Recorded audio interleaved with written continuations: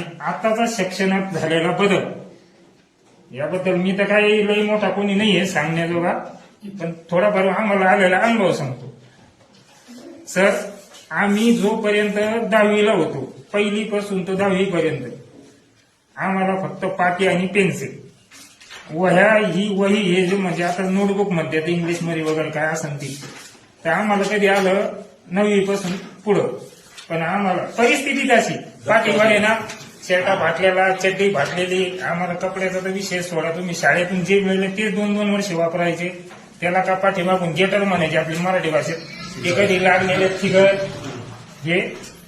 पण आताची जी परिस्थिती आहे, आता मुलांना आई वडील असो गुरुजन असो जे पाहिजे ते देतात.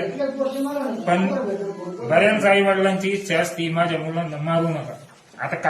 आता आमच्या काळात असं होतं सर, खाली टेबल राहायचा, एवढा लाकडी गुळ राहायचा, आणि ते पण असा हात खाली ठेवायचा, आणि शाळेत तर शिक्षक हाणायचेच, आणि घरी गेल्यानंतर मला काय खायचं माहिती का, तुला शिक्षकांना का आणलं, म्हणजे घरी पण सांगायचं नाही. आणि घरी असं होतं, मित्र कंपनी कशी राहते, आज याला लय मारलं,